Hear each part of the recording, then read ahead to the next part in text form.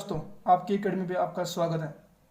Video lecture की इस दूसरी सीरीज में हम पढ़ेंगे आधारभूत प्रश्न। तो हमारा पहला क्वेश्चन है, एक व्यक्ति पहले 50 किलोमीटर की यात्रा 25 किलोमीटर पर आवर से करता है, अगले 40 किलोमीटर की यात्रा 20 किलोमीटर पर आवर से और फिर 90 किलोमीटर की यात्रा 15 किलोमीटर पर आवर से तय करता है। तो उसकी पूरी यात्रा की औसत गति कितनी है? तो हम क्या करेंगे, पहले हम टाइम फाइंड कर लेंगे। तीनों यात्राओं के लिए अलग अलग टाइम आएगा।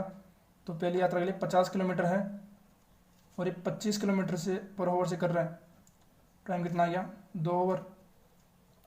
अगले वाले से कितना आ गया? 40/20, तो इससे भी 2 आवर। और फिर 90 किलोमीटर की यात्रा 15 किलोमीटर पर आवर से, तो 90/15 6 आवर। कितना हुआ? तीनों 6 और 2 8, 2 10। टोटल कितना टाइम लग रहा है? 10 ओवर। टोटल डिस्टेंस कितनी है? 50 + 25 + 90 ना, 50 + 40 + 90, ठीक है, अपॉन 10। तो 180/10, तो कितना आ गया? 18 किलोमीटर पर आवर। ये आपका आंसर आ गया पहले क्वेश्चन का। दूसरा क्वेश्चन पहले क्वेश्चन की तरह ही था, तो हम इसको छोड़ देते हैं, आप खुद कर लेना इसको। क्वेश्चन नंबर 3, यदि एक व्यक्ति 3 घंटे में 10 सही 1/5 किलोमीटर यात्रा करता है, तो 5 घंटे में उसके द्वारा तय की गई कुल दूरी कितनी होगी? तो हम इस क्वेश्चन में देखेंगे, यहाँ पर स्पीड दोनों इक्वल है। तो बस हम क्या करेंगे, स्पीड इक्वल मतलब डिस्टेंस अपॉन टाइम। तो इसको सोल्व कर लो। तो x की वैल्यू आ गई 17 किलोमीटर। 5 से 5 कैंसिल, 17 × 51, ये आंसर, ठीक है। अगला हमारा क्वेश्चन है, यदि एक 110 मीटर लंबी रेलगाड़ी एक टेलीग्राफ पोल को 3 सेकंड में पार करती है, तो वह 165 मीटर लंबे प्लेटफॉर्म को पार करने में कितना समय लेगी? तो देखिए, हम अगर टेलीग्राफ पोल हो तो वहाँ पर की, तो हम उसकी जो लंबाई होती है हम उसको नेग्लिजिबल मानते हैं। बट अगर वहाँ पर प्लेटफॉर्म होता है तो हम उसकी लंबाई को ट्रेन की लंबाई के अंदर जोड़ते हैं। तो यहाँ पर भी यही है, यहाँ पर प्लेटफॉर्म की लंबाई में हम इसकी रेलगाड़ी की लंबाई जोड़ देंगे। तो 165 + 110 अपॉन x = 110/3। हमने यहाँ पर इनकी स्पीड को इक्वल कर दिया। सोल्व कर लो। तो x = 275 × 3/110, तो ये आ गया 7.5 मिनट।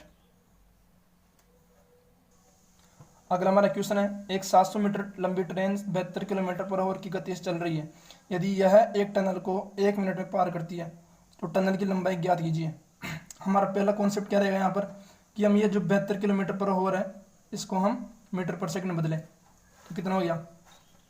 72 × 5/18, 4 × 5 = 20, ये हो गया 20 मीटर पर सेकंड।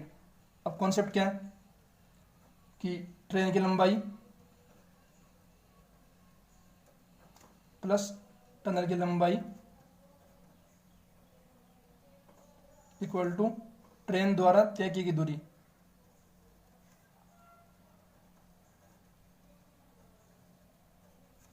तो कितना हो गया? 700 + x = 20 × 1 मिनट है तो 60 सेकंड।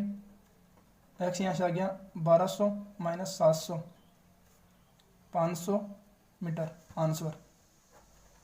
अगला क्वेश्चन, यदि एक 200 मीटर लंबी ट्रेन अपनी जितनी लंबाई के प्लेटफॉर्म को 20 सेकंड में गुजरती है, तो ट्रेन की गति क्या होगी? सीधा कॉन्सेप्ट है, 200 + 200, क्योंकि प्लेटफॉर्म की लंबाई भी ट्रेन की लंबाई बराबर है, अपॉन 20 सेकंड। तो ये आ गया 400/20, तो 20 मीटर पर सेकंड, ठीक है। किलोमीटर पर आवर बदलने के लिए 20 × 18/5, 72 किलोमीटर पर आवर। ये दोनों आंसर सही है, ठीक है। अगला हमारा क्वेश्चन है, दो ट्रेनें प्रत्येक 125 मीटर लंबी विपरीत दिशा में समानांतर ट्रैक पर चल रही है। एक ट्रेन 65 किलोमीटर पर आवर की गति से चल रही है और वे एक दूसरे से 6 सेकंड में गुजरती है, तो दूसरी ट्रेन की गति ज्ञात कीजिए। बहुत ही आसान क्वेश्चन है। इसमें क्या करेंगे, हम दोनों एक दूसरे की विपरीत दिशा से आ रही है तो दोनों की चाल का योग इक्वल कर देंगे। तो 65 प्लस दूसरी चाल हमने मान ली x, तो इसकी चाल कितनी हो गई? दोनों की चाल मिला के 125 + 125/6 दूरी बटे समय, दोनों की चाल इक्वल हो गई। बट एक कॉन्सेप्ट हम मिस कर दिया, क्या? कि इसको अपन किलोमीटर पर आवर बदलना पड़ेगा। ठीक है, तो 6×3 = 18, 250 इंटू 3/5, तो इन दोनों काट दो, 250 हो गया ना। कितना हुआ 250, अगर 5 से काटा तो अपन ने 50 बार, तो कितना हुआ 65 प्लस x इक्वल टू 150, तो x equal to 85 kilometre per hour, ये आंसर आ गया। अगला हमारा क्वेश्चन है, एक व्यक्ति अपनी गति के 3/5 से चलकर गंतव्य पर 2.5 घंटे की देरी से पहुंचता है, तो गंतव्य तक पहुंचने के लिए उसका समय ज्ञात कीजिए। तो बहुत ही आसान क्वेश्चन है, यहाँ पर हम दोनों की डिस्टेंस को इक्वल कर देंगे। तो इनिशियल क्या लगता है उसको टाइम, t इंटू एस, दूरी जो इनकी डिस्टेंस थी वो क्या होती है t इंटू एस, और अब क्या होगी कि ये अपनी गति के 3/5 चल गए, यानी स्पीड के 3/5 से चलता है, तो ये 2.5 घंटे लेट पहुंचता है, यानी t प्लस 5/2। तो ये s से तो s कैंसिल, 5/3 इधर आ गया, तो 5/3 t equal to t plus 5/2। तो क्या हो गया ये 5t/3 minus t equal to 5/2, तो t इक्वल टू कितना आ गया 15/4 आंसर, ये घंटे में आएगा। ठीक है, अगला हमारा क्वेश्चन है, एक व्यक्ति 12 किलोमीटर पर आवर की गति से चलकर एक स्थान ए से बी तक जाता है और 18 किलोमीटर पर आवर की गति से बी से ए तक आता है, तो उसकी यात्रा की औसत गति कितनी होगी। हमने पहले बताया आपको, ये क्या होता है 2xy upon x plus y, 2 into 12 into 18 upon 18 plus 12, तो कितना हो गया 2 इंटू 18 इंटू 12 अपॉन 30, 6×3 = 18, 6×5 = 30, 12×6 = 72, 72/5, तो ये हो गया 14 सही 2/5 आंसर। बहुत ही आसान क्वेश्चन था। अगला हमारा क्वेश्चन है 12वां, दो ट्रेनों ने एक ही समय पर चलना प्रारंभ किया, एक ए से बी तक और दूसरी बी से ए तक। यदि एक दूसरे से गुजरने के बाद वे बी और ए पर क्रमशः 4 घंटे और 9 घंटे में पहुंचती है, दोनों ट्रेनों की गति का अनुपात क्या होगा। हमने पहले बताया था ये आपको, ए की गति अपॉन बी की गति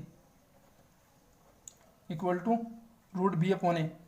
अगर आपने ये वीडियो, पिछला वीडियो अगर आपने मिस किया है तो उसको जाके देखिए, उसमें हमने बताया था आपको। तो कितना आएगा √9/4 यानी 3/2 आंसर।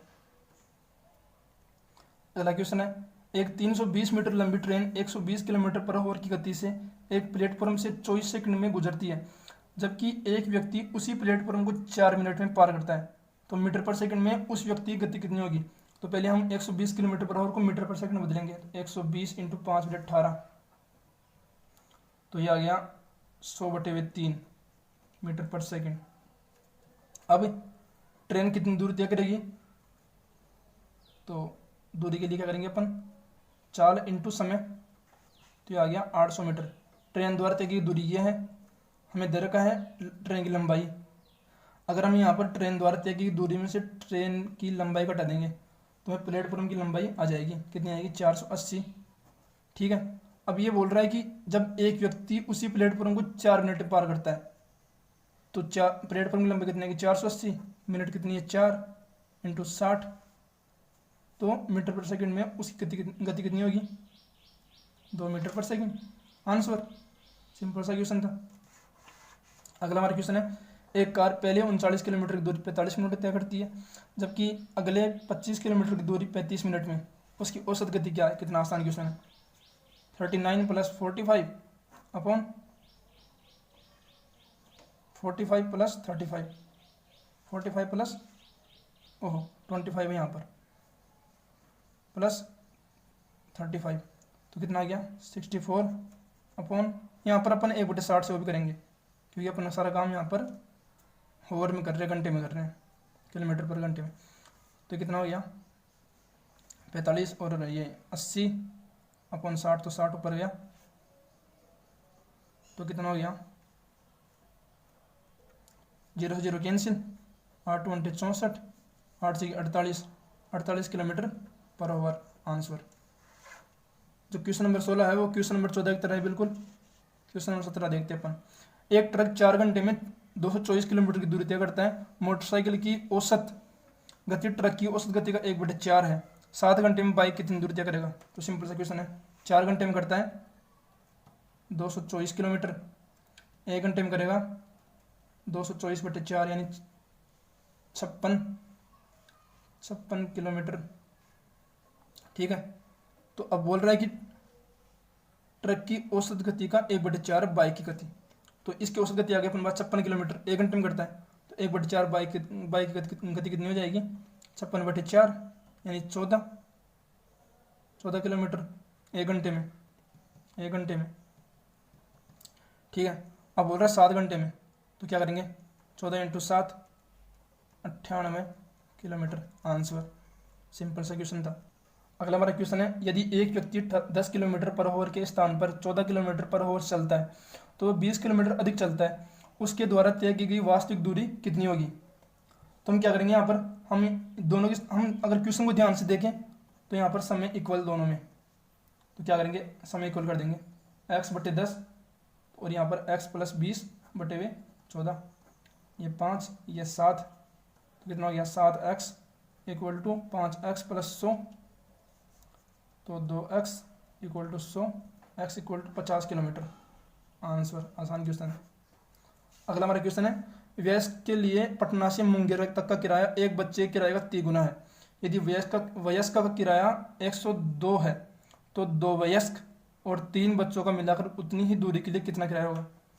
तो किराया कितना है वयस्क का? 102, ये वयस्क का किराया है 102, तो बच्चे का किराया कितना होगा? 102/3 34।